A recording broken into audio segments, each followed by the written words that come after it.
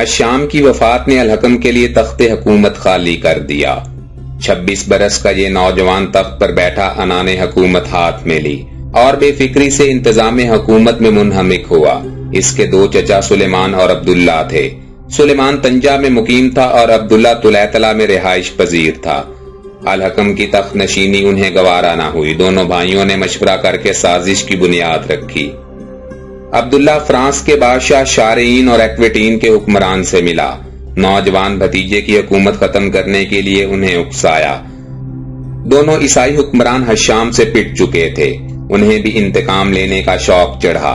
فیصلہ یہ ہوا کہ سلیمان اور عبداللہ ملک میں غدر مچائیں اور عیسائی حکمران اندلس پر حملہ کر کے الحکم کی حکومت کو ختم کر دیں۔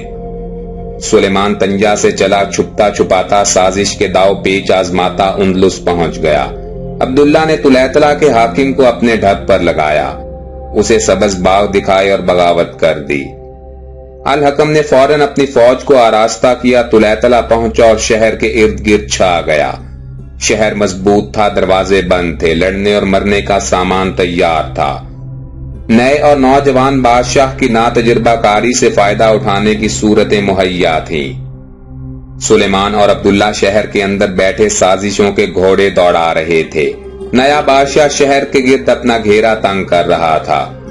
ابھی اس حالت کو 2-3 دن ہی گزرے تھے کہ اچانک خبر پہنچی کہ ایکویٹین کے بادشاہ لوئی نے اسلامی مقبوضات پر حملہ کر دیا ہے۔ جیروندا، لاردا اور شکا پر قابض ہو گیا ہے۔ ساتھ ہی یہ اطلاع بھی پہنچی کہ شارلمیین کا بیٹا بھی پیش قدمی کر رہا ہے اور کوئی دن آئے گا کہ دونوں مل کر اندلس پر حملہ کر دیں گے۔ یہ خبر سن کر الحکم نے فوراً طلیطلہ کا محاصرہ چھوڑا اور وادی ایبرو کی طرف یلغار کر دی۔ یہ یلغار اتنی تیز تھی کہ گویا الحکم کوئی آندھی تھا یا بگولا۔ تیز سے تیز چلا اور جلد سے جلد پہنچا۔ عیسائی حکمران اسے ناتجربہ کاری کے ساتھ سست اور نکما بھی سمجھتے تھے، مگر جب آنکھیں اٹھا کر دیکھا تو الحکم اپنی فوج کے سامنے نظر آیا۔ وہ حیران رہ گئے اور انہیں مجبوراً سامنا کرنا پڑا۔ عیسائی حکمرانوں کے دل ڈول رہے تھے، مگر عیسائی فوجیں جن کے منہ کو لوٹ کا مال لگ چکا تھا لڑنے مرنے کو تیار تھیں۔ لوٹا ہوا مال واپس کرنے کو جی نہ چاہتا تھا۔ ان کی اکڑ تکڑ دیکھ کر حکمرانوں کے پژمردہ حوصلوں میں بھی شگفتگی پیدا ہوئی اور انہوں نے اپنی فوجوں کی صفیں درست کر لیں۔ الحکم نے اپنے خاص دستے کو ساتھ لیا، اپنی فوجوں کو دشمن کے گرد پھیلایا اور اس تیزی سے حملہ کیا کہ باز اور عقاب بھی اس کی جھپٹ کو دیکھ کر دنگ رہ گئے۔ اس نے پہلے ہی حملے میں عیسائی کلب کو پراگندہ کر دیا، فوجوں کی صفیں درہم برہم کر دیں۔ اس طرح تلوار چلائی کہ دیکھتے ہی دیکھتے کلب بے کلب ہو کر رہ گیا۔ اس کے مجاہدین نے دشمن کو سنبھلنے کا موقع نہ دیا، چاروں طرف سے اس طرح گھیر کر قتل عام شروع کیا کہ عیسائی فوجیں گیدڑوں کی طرح بھاگ نکلیں۔ اسلامی تلواریں ان کے پیچھے تھیں اور وہ آگے آگے بھاگ رہے تھے۔ جب مسلمان مل کر نعرہ تکبیر لگاتے تو دشمنوں کے دل اور دہل جاتے اور وہ بھاگ بھاگ کر اپنی جان بچاتے، مگر جتنا قدم آگے بڑھاتے اسلامی تلواروں کو اتنا ہی قریب پاتے۔ گمسان کا رن پڑا اور کشتوں کے پشتے لگ گئے، مال غنیمت کے ڈھیر پڑے رہ گئے اور عیسائیوں کی لاشوں سے میدان جنگ بھر گیا۔ فرانس کا مقبوضہ علاقہ پھر سے مسلمانوں کے قبضہ میں آ گیا۔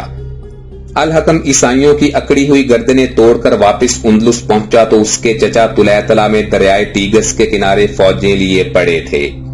ایک ہی حملے میں وہ سب بھاگ اٹھے اور مرسیا میں جا کر دم لیا۔ الحکم وہاں بھی پہنچ گیا۔ لڑائی ہوئی اور سلیمان مارا گیا۔ عبداللہ نے امان مانگی، اسے جان کی امان تو مل گئی مگر اسے اندلس سے خارج کر دیا گیا۔ ناظرین، یہ تھی مسلمانوں کی اپنی ہی پھیلائی ہوئی سازش کا انجام۔ اگر آپ اسی طرح کی مشہور اسلامی جنگوں پر سیریز کی مزید ویڈیوز دیکھنے کے خواہش مند ہیں تو ہمارے چینل ہسٹورک انفو کو سبسکرائب کرتے ہوئے گھنٹی کے نشان کو دبانا مت بھولیں۔ یہ اس لیے ہے تاکہ آپ ہماری ہر نئی اپلوڈ ہونے والی ویڈیو کی نوٹیفیکیشن سب سے پہلے حاصل کر سکیں۔